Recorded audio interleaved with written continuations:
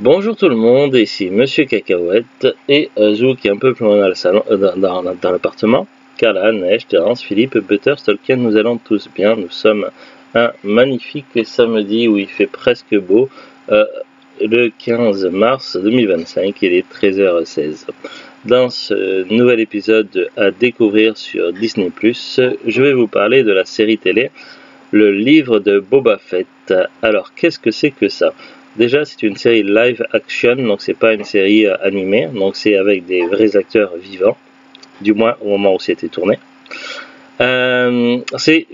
Évidemment dans l'univers Star Wars, dans une galaxie lointaine, très lointaine, et principalement sur la planète Tatooine, planète où l'histoire commence pour Luke Skywalker dans Star Wars épisode 4, Un Nouvel Espoir, mais ça c'est une autre histoire. Chronologiquement, le livre de Boba Fett se passe évidemment après les films Star Wars épisodes 4, 5 et 6, et également après les saisons 1 et 2, je crois, de Star Wars The Mandalorian, si je ne me trompe pas au niveau de la chronologie. Oui, c'est bien ça, après la saison 2 de Star Wars The Mandalorian. C'est important parce que sinon certains événements ne sont pas compréhensibles.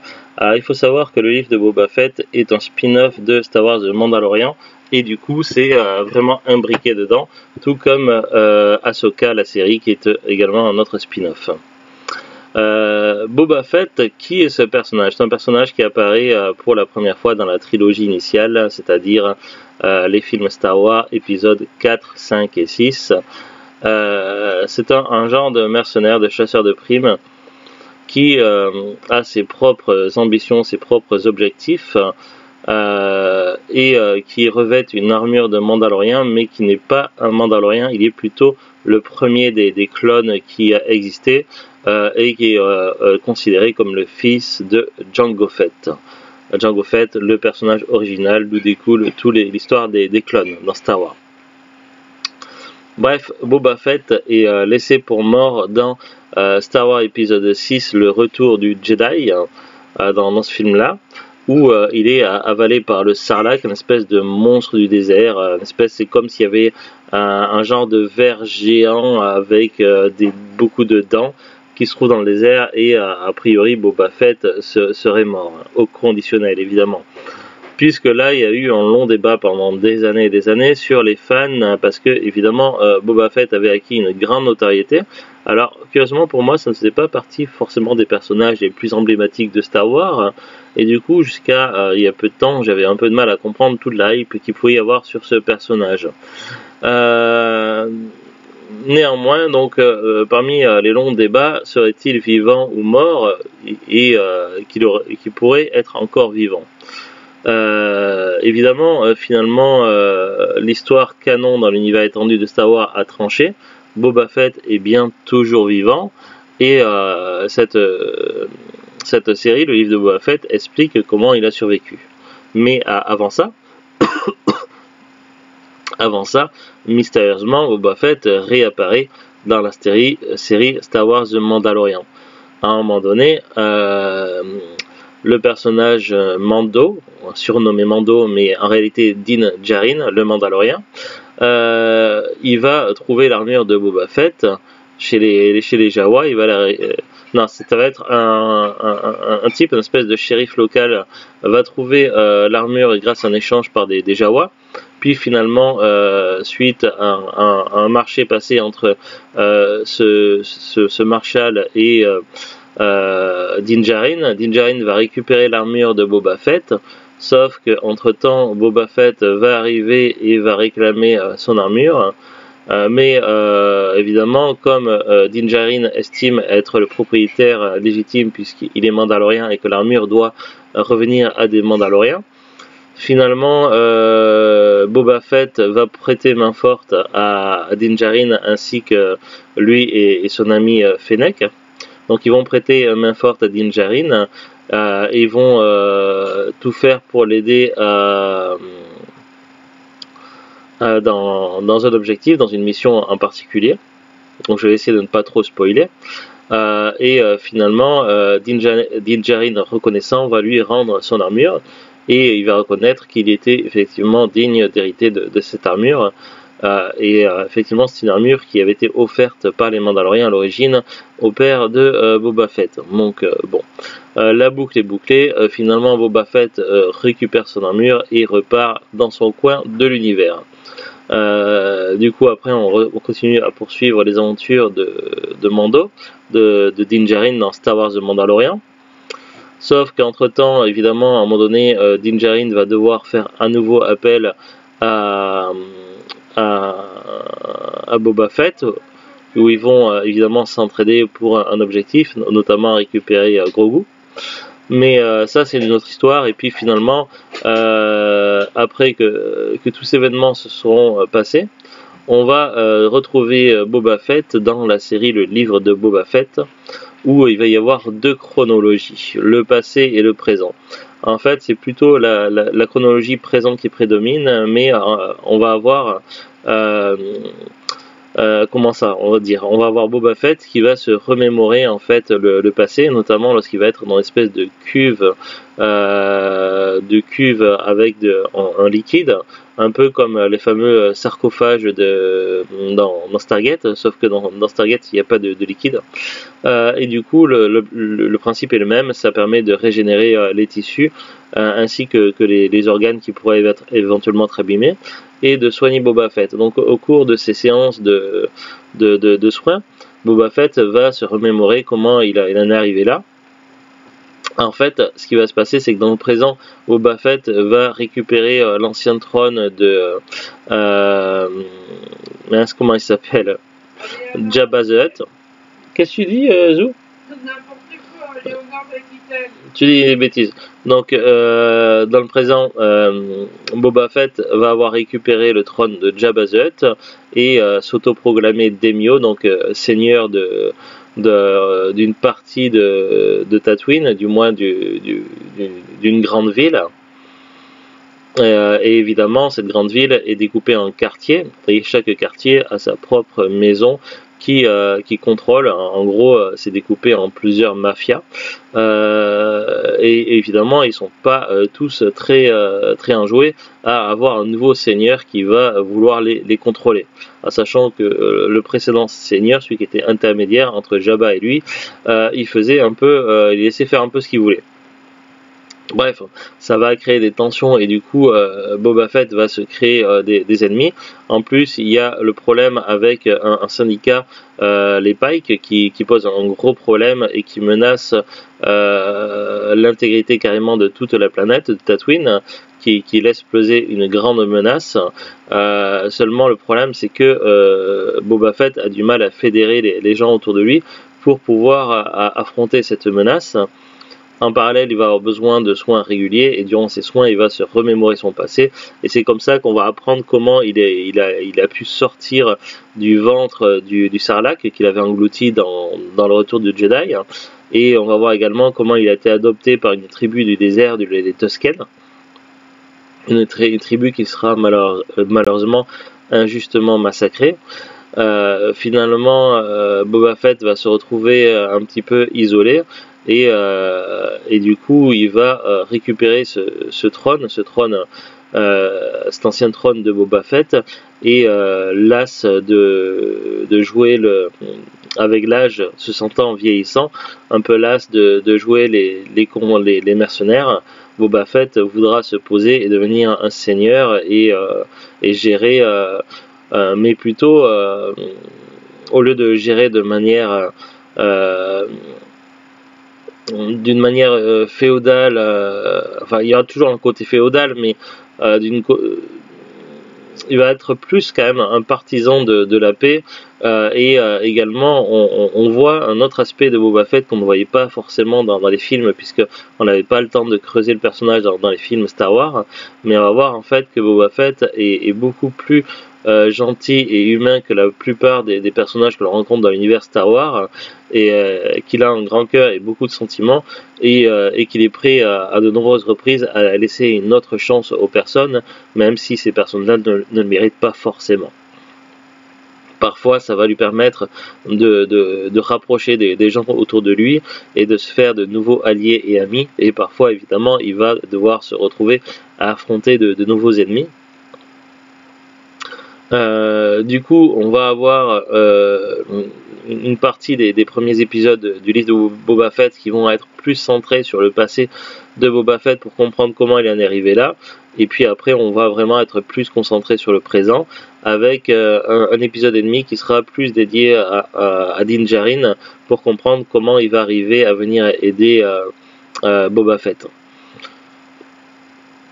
En gros, on va avoir plusieurs épisodes au milieu de la série qui vont permettre de voir des personnages se fédérer autour de Boba Fett. Il va notamment récupérer la loyauté de 2 anciens gardes des précédents seigneurs. Ça ressemble un peu à des sortes d'orques bizarres, un peu grotesques. Il va y avoir également Fennec Shand qui était laissée pour morte dans Star Wars The Mandalorian et qu'on découvre qu'elle a survécu grâce à Boba Fett. Donc c'est une mercenaire tireuse d'élite. Il va y avoir également autour de lui forcément Din Djarin, puisque là il y avait une amitié qui avait commencé à se créer dans The Mandalorian. Il va y avoir également donc prêt à aider Boba Fett les augmentés. Les augmentés, donc c'est des simples humains donc très jeunes mais qui ont subi des modifications cybernétiques et qui seront légèrement plus ils sont un peu différents quoi, ils sont augmentés. Je sais pas comment trop les décrire, mais ils sont également fortement attachés à leur ville et ils sont prêts à tout faire pour protéger leur ville, et du coup ils vont voir quand même que Boba Fett est une personne qui est vraiment là pour aider la ville, et ils vont lui prêter allégeance. Donc il va y avoir la snipeuse Fennec Shand, il va y avoir les orques, je sais plus comment ils s'appellent, il va y avoir donc les augmentés, il va y avoir également un Wookiee qui est très puissant, je sais plus comment il s'appelle, et il va y avoir également une espèce de créature étrange qui va être donnée en cadeau par deux Hutt. Ça c'est vraiment le noyau dur de la base, et évidemment Din Djarin a également des amis qu'il va pouvoir ramener au dernier moment pour aider Boba Fett dans sa lutte, puisque la lutte ne concerne pas que la survie de la ville mais également de toute la planète, puisqu'en réalité dans cette série une nouvelle menace pèse sur Tatooine, la menace des Pikes. Les Pikes sont des trafiquants d'épices et pour eux l'épice doit couler, quitte à faire des sièges de sang derrière eux, à faire toutes les crasses possibles, toutes les malversations possibles, tous les meurtres possibles, tous les massacres possibles, quitte à louer des mercenaires, quitte à louer des tireurs embusqués, faire des traîtrises, quitte à récupérer des robots géants de l'Empire d'autrefois, etc. Alors je sais plus si c'était de l'Empire ou même encore avant, de l'époque de la guerre des comment ça s'appelle, quand il y avait la guerre du commerce et autres dans Star Wars épisode 1, 2, 3, je sais plus.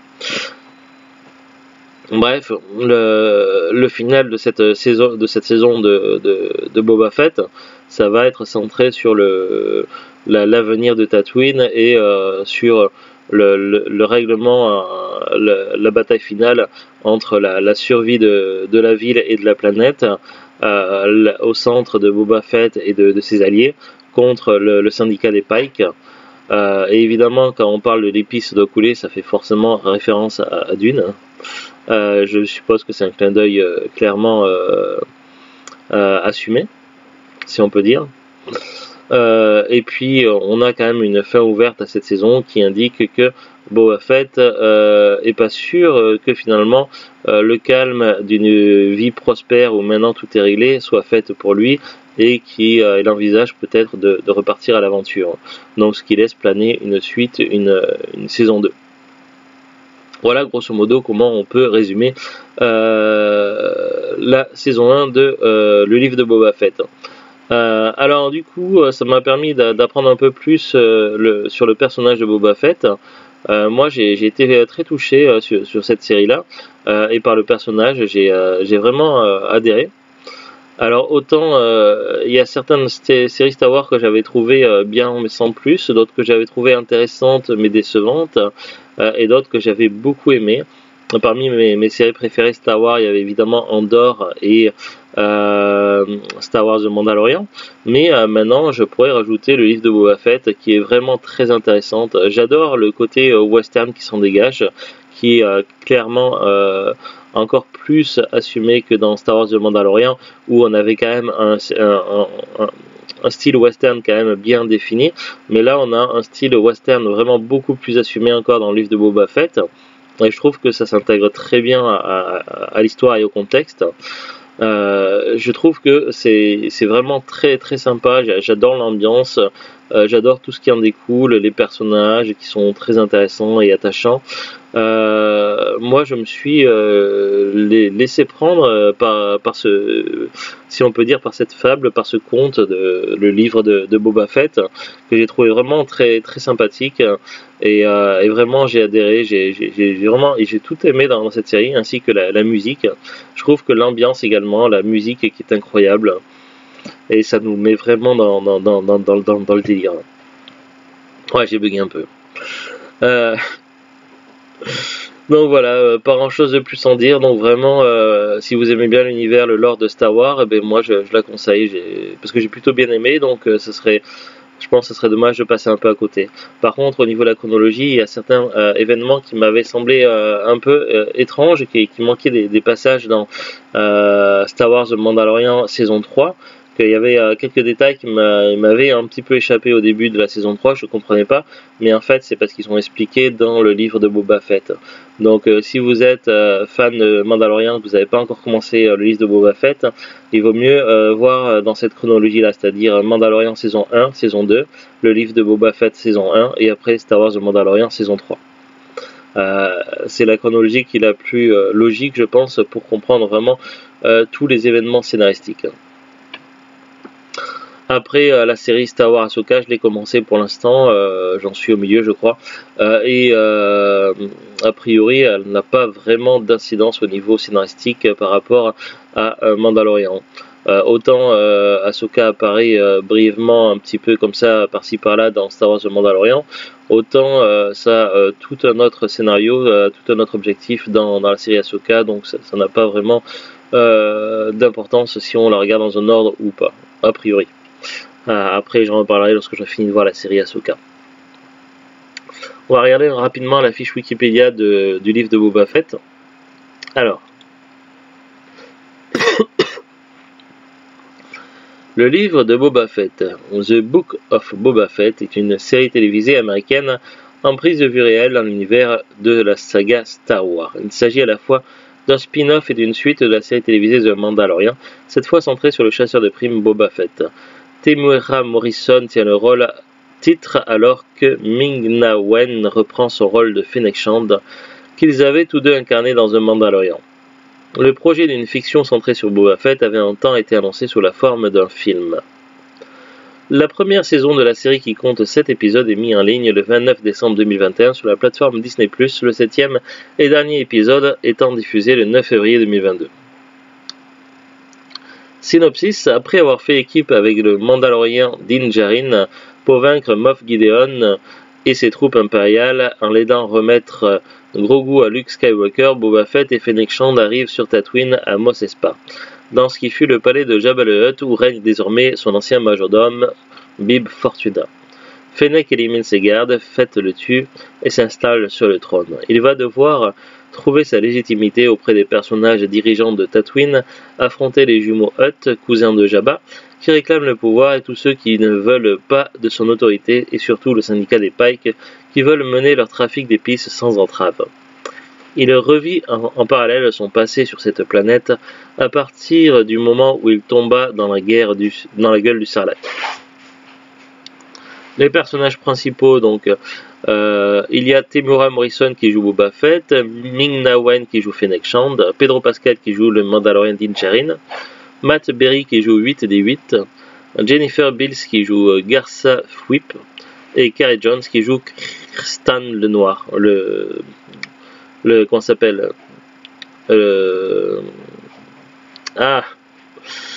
j'ai un trou de mémoire, qui sont poilus, ils ont beaucoup de poils dans Star Wars, qui est comme Chewie. Ah, j'ai un trou de mémoire. Bon, on en a parlé tout à l'heure.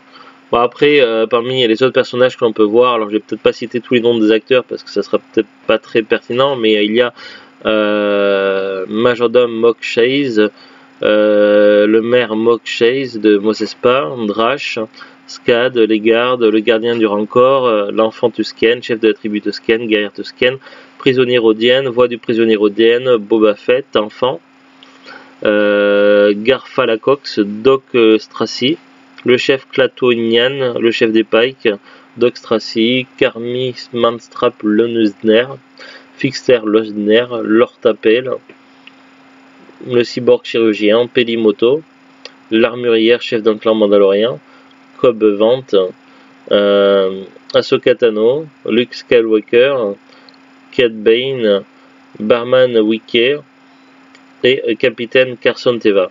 Oui, Ahsoka Tano, forcément, c'est quand tout le passage où Grogu est chez Luke Skywalker, ça se passe en fait dans la série Boba Fett. On la voit pas du tout dans The Mandalorian et du coup on comprend pas trop comment ça se fait que Grogu revient. Au niveau des acteurs connus dans les personnages secondaires, alors qui c'est qu'il y a il y a Robert Rodriguez, je crois, Danny Trejo, Robert Rodriguez,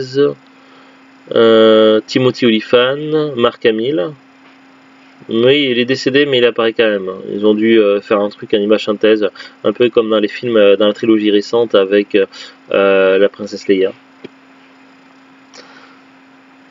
Après, il y a des paragraphes sur jeunesse et développement, révélation publique, une deuxième saison. L'acteur de Boba Fett, Temuera Morrison, annonce quelques mois avant la sortie de la série que la création d'une deuxième saison n'est pas encore prévue, mais qu'il se peut qu'après la sortie de la première, une seconde soit tournée. Il est question également d'un film Boba Fett, je crois que c'est... Ah non, c'est un film, c'est avec... je confonds. Non, c'est question d'un film avec Din Djarin et Grogu, alors je sais pas du coup comment ça va affecter Boba Fett dans l'histoire. Réalisateur Jon Favreau, producteur Jon Favreau, Dave Filoni, Robert Rodriguez. Diffusion originale le 29 décembre 2021. Genre action, aventure, science-fiction, dystopie, space western, fantasy. Classification interdit au moins de 14 ans aux États-Unis, 12 ans et plus en France. Bon, il n'y a rien de vraiment choquant dans la série. Il y a en tout 7 épisodes. Ils sont nommés comme ceci. Un étranger en terre hostile, les tribus de Tatooine, les rues de Mos Espa, la tempête approche, le retour du Mandalorien, l'étranger venu du désert et au nom de l'honneur. Après, on a des paragraphes qui mentionnent les personnages. Bon, ça on va passer. Ouais, après ça raconte tout et n'importe quoi. Diffusion. La série est diffusée sur Disney+ à partir du 29 décembre 2021, avant la 3e saison de Mandalorian, qui devrait lui succéder. Elle a connu un succès mitigé. Si la série a su réunir une certaine audience, son épisode final aurait été plus visionné que celui de la saison 2 de The Mandalorian. Elle aura été reçue tièdement par une partie des spectateurs et des critiques. Ainsi, si la première saison de The Mandalorian avait enregistré une moyenne de spectateurs de 92% sur Rotten Tomatoes, celle du livre de Boba Fett n'engendrait qu'une moyenne de 60%, et c'est un petit peu dommage, parce que la série mérite quand même un peu plus d'audience. Voilà, bon après, il y a beaucoup de choses apparemment à dire. Dans la rubrique personnage, ils ont mis plein d'informations, mais en vrac, et c'est un peu difficile de s'y retrouver là-dedans. Voilà, pas grand chose de plus en dire. Donc pour l'instant, le livre de Boba Fett n'est pas sorti en physique, mais force est de penser que ça se fera certainement un jour, puisque jusqu'à présent, toutes les séries officielles canon de Star Wars sont sorties les unes après les autres en steelbook par ordre de 2, donc à chaque fois de 2 saisons différentes. Pour l'instant, en physique, nous on a Mandalorian saison 1, 2 et 3 et Ahsoka. Il nous manque Star Wars Andor et Obi-Wan Kenobi. Des séries, il en reste encore quelques-unes Star Wars qui ne sont pas sorties en physique, dont Boba Fett, The Acolyte et d'autres séries que j'ai pas vues encore. Je crois qu'il reste quand même plus de séries Marvel à sortir en physique que de Star Wars. Mais sauf qu'il sort toujours par un nombre de 2, donc je sais pas comment trop ça va se passer. Voilà, que dire de plus. Après, oui, quand ça sort en physique, c'est évidemment en tirage limité et uniquement en Blu-ray et Blu-ray 4K. Steelbook. Allez, à très bientôt tout le monde pour de nouvelles aventures. Bon appétit, bon week-end et au revoir. Au revoir. Surtout que la force soit avec vous.